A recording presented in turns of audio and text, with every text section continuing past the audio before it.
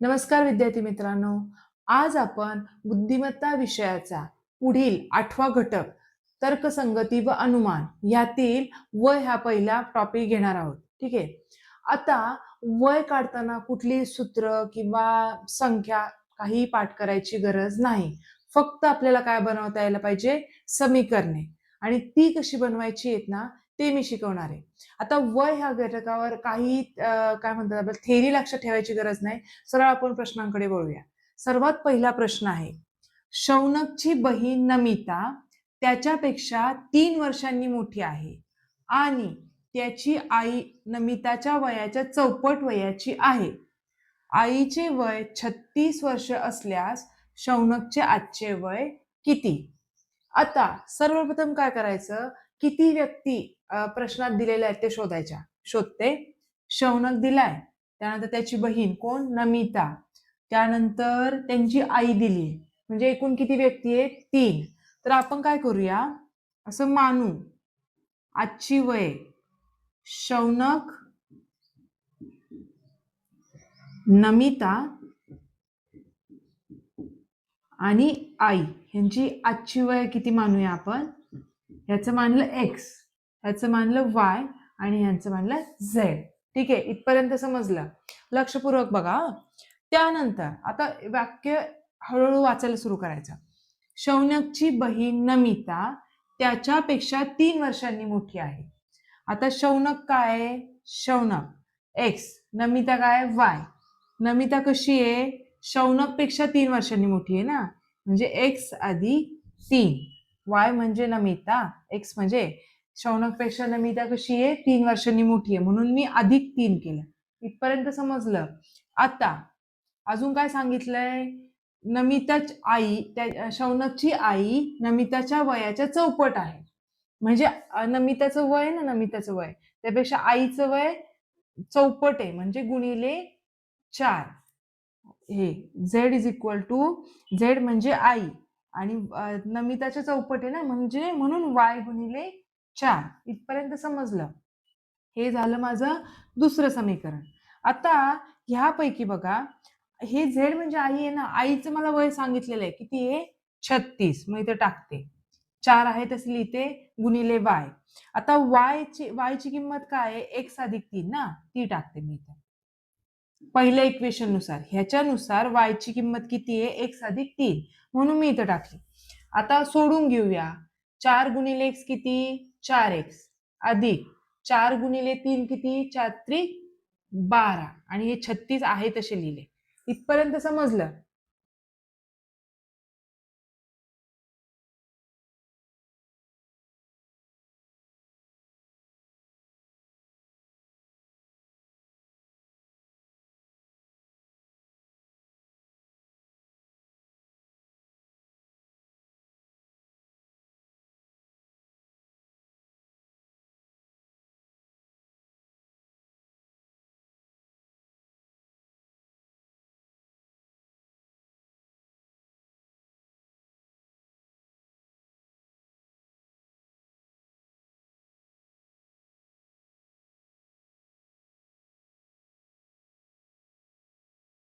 आता दुसरा प्रश्न आहे, प्रशांतचे आजचे वय आईच्या आजच्या वयाच्या 1/3 पटीपेक्षा 4 ने जास्त असून बाबांच्या आजच्या वयाच्या 1/2 पटीपेक्षा 4 ने कमी आहे. जर बाबांचे वय 44 असेल तर आईचे वय किती? आता मी सांगितलंय वय कसं सोडवायचं. सर्वप्रथम किती व्यक्ती आहेत ते शोधायचं. ह्यात जर तुम्ही व्यवस्थित वाचाल तर तुम्हाला सापडेल प्रशांत, त्याची आई आणि बाबा अशी मिळून 3 व्यक्ती आहे.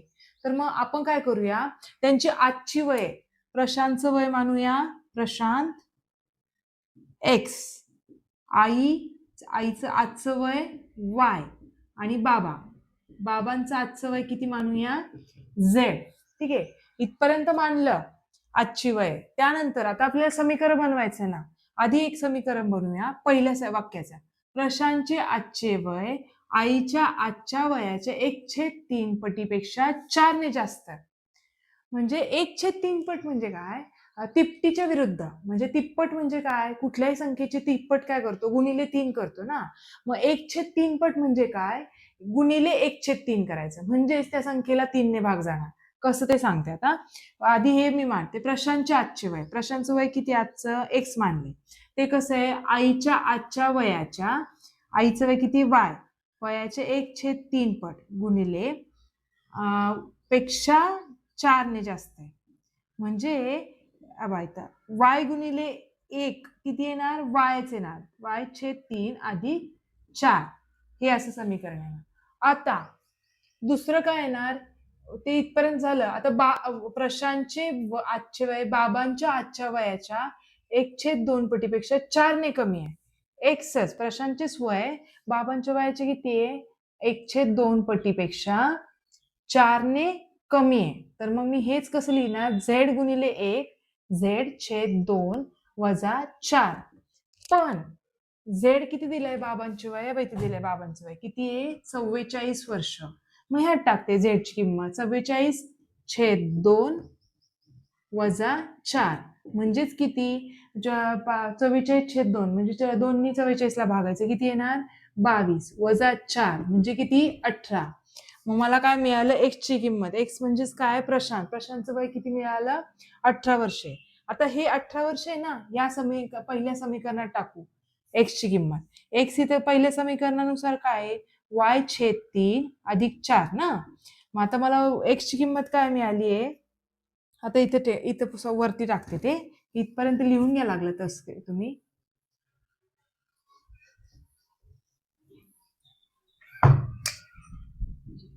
इथं राहिलं प्रशांत म्हणजे एक्स, तो सापडलाय मला आता 18 वर्षे. वडील माहिती आहेत मला, वडील किती आहेत, 44 वर्षांचे.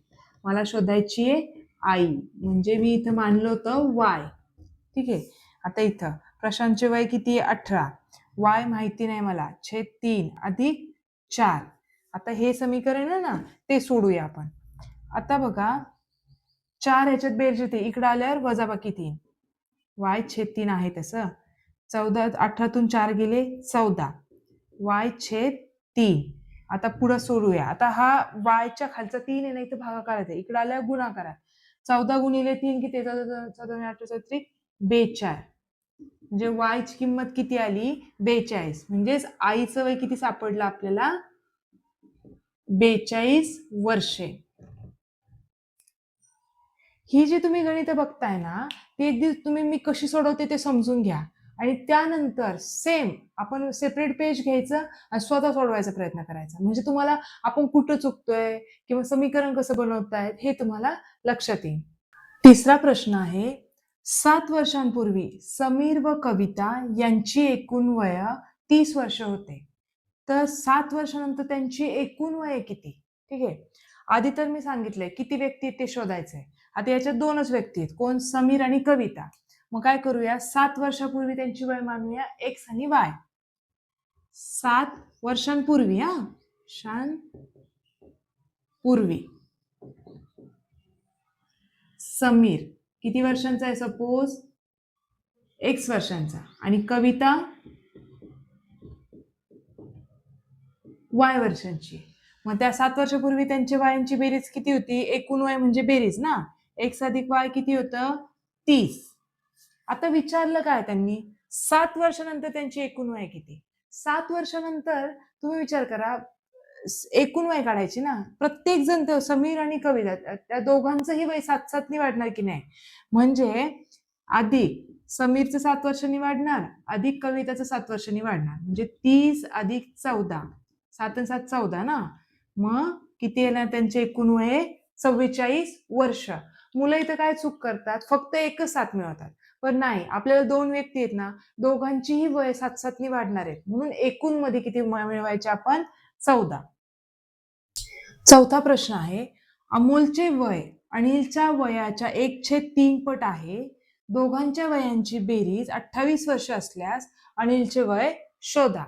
आता बघा, पहिली स्टेप, किती लोक आहेत ते शोधायचे. किती आहेत, 2 व्यक्ती आहेत, अमोल आणि अनिल. मग काय करायचे, आजची वय, त्यांचे अमोलचं वय किती मानूया, एक्स. तुम्ही एबीसीडी पण मानू शकता, पण मी एक्स मानते, एक्स. आणि अनिलचं वय किती, वाय. ठीक आहे, एक्स आणि वाय. आता काय करूया, वाय काय दिलंय पहिलं समीकरण बनवूया. अमोलचे वय अनिलच्या वयाच्या 1/3 पट आहे. अमोलचं वय अनिलच्या वयाच्या 1/3 पट. पट म्हटले की गुणिलेचं चिन्ह आहे ना, मग कसं आहे, वाय गुणिले 1 y/3 म्हणजेच एक्स किती आपला y/3. आता दोघांची वयांची बेरीज किती 28. एक्स अधिक वाय किती 28. आता दिलं काय आपल्याला, एक्स ची किंमत माहिती झाली ना आपल्याला इथून, मग ही एक्स ची किंमत ह्या याच्यात टाकूया समीकरणात. मग मी टाकते एक्स ची किंमत काय आहे, y/3 अधिक वाय बरोबर 28. आता हे ह्या वायची ह्या वायची मला बेरीज करायची, पण छेद समान आहे का, नाही. मग ते y/3 आधीच लिहिते, याचा छेद काही नाही म्हटलं किती आहे 1. मग ह्याचा छेद 3 करायला कितीने गुणायला लागेल मला, अंशलन छेदाला 3 ने. मग y/1 काही नाही म्हणून 3 ने गुणूया, म्हणजेच किती आलं y/3 अधिक 3y/3 बरोबर 28. इथपर्यंत समजलं, इथपर्यंत आलं. आता या दोघांचा छेद समान आहे की नाही, म्हणून ह्या y अधिक 3y ची किती होणार किंमत, 4y/3 बरोबर 28. आता हेच आहे ना मी वरती लिहिते म्हणजे आपल्याला व्यवस्थित समजेल. 4y/3 बरोबर 28. इथपर्यंत आलं. मला शोधायची किंमत y ची, म्हणजे मला अनिलची किंमत वय शोधायचंय. आता बघा 3 कसं ते इकडे भागाकारात, इकडे गेल्यावर गुणाकारात. 4y आहे तसाच, 28 ला 3 ने गुणूया. 8 × 7 = 24, 2 वर 4, 3 × 6 = 7, 8 84. ठीक आहे. आता हा y बरोबर 4 गुणाकारात आहे, इकडे गेल्यावर काय आहे ना तो भागाकारात येणार आहे. y बरोबर लिहिते 84/4. तुम्ही जर भागाकार करा तर तो येतो 21. म्हणजे y म्हणजे अनिलचे वय किती आहे, 21 वर्ष. अनिलचे वय 21 वर्ष. पुढचा प्रश्न आहे, अरुणा सुषमा यांच्या 7 वर्षापूर्वीच्या वयांची बेरीज 39 वर्षे होती, तर 4 वर्षानंतर त्यांच्या वयांची बेरीज काय असेल. आता पहिली स्टेप आपली, किती व्यक्ती आहेत ते शोधायचं. आपल्याकडे किती व्यक्ती आहेत, 2, अरुणा आणि सुषमा. त्यांची वय दिली 7 वर्षापूर्वीची, पण मी काय करणार, आजची वय मानणार. आजची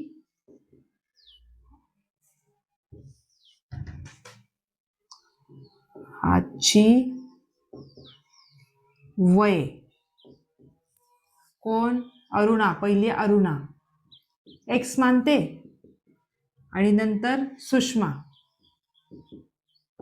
त्याला वाय मानू.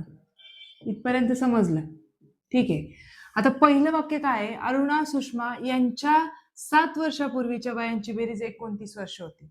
अरुणाचं आजचं वय एक्स आणि सुषमाचं वय आजचं वाय. दोघींच्या 7 वर्षापूर्वीच्या म्हणजे दोघी वयांची बेरीज, दोघींच्या वयातून 7 वर्ष वजा करायची. आजच्या वयातून 7 मागे गेलो, त्यांची बेरीज किती होत होती 39. आता हे जे आहे ना कंस ते घालून टाकू, x - 7 अधिक y - 7 बरोबर 39.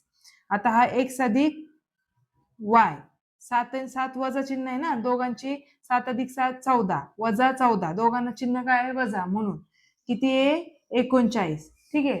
आता मला फक्त हे एवढं शोधायचं ना, मग हे तेच ठेवते x अधिक y आणि 14 इकडे वजा बाकी ते इकडे जाऊन बेरजेत येणार. 39 अधिक 14 किती येत आहे, वर एक हात चाला 53. ठीक आहे, म्हणजे x अधिक y किती सापडला मला 53. इथपर्यंत समजलं. आता ही झाली x अधिक y, मला काय सापडले आजच्या वयांची बेरीज. आता मला काय पाहिजे, त्यांच्या 4 वर्षानंतर त्यांच्या वयांची बेरीज किती होणार. आता आजच्या वयाची बेरीज 53 नाही की नाही, मग मला 4 वर्षानंतर दोघांची वय 4 ने वाढणार, म्हणजे दोघांची मिळून किती वर्ष वाढणार, 4 अधिक 4 8. म्हणून 53 मध्ये मी काय करते अधिक 8 करते. किती येतं 8 आणि 3 11, वर एक हत्साला 61.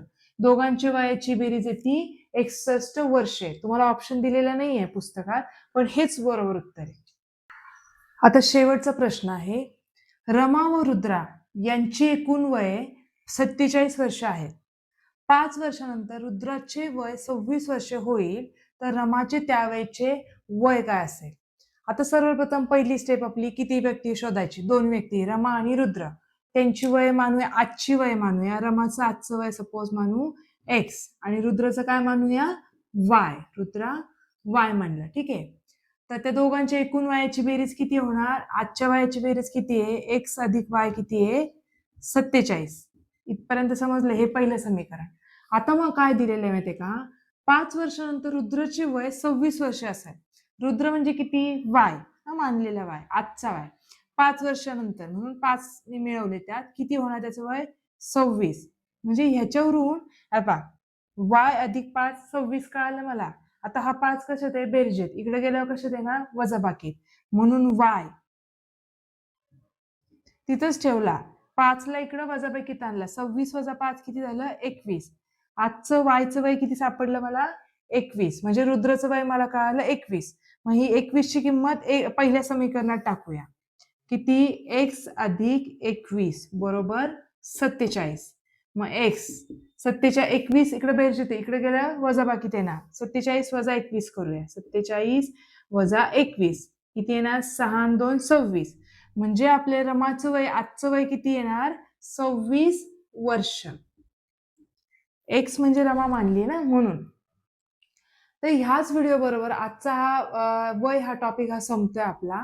तुम्हाला माझा व्हिडिओ आवडल्यास प्लीज माझ्या व्हिडिओला लाईक करा आणि माझ्या चॅनलला सबस्क्राईब करा. थँक्यू.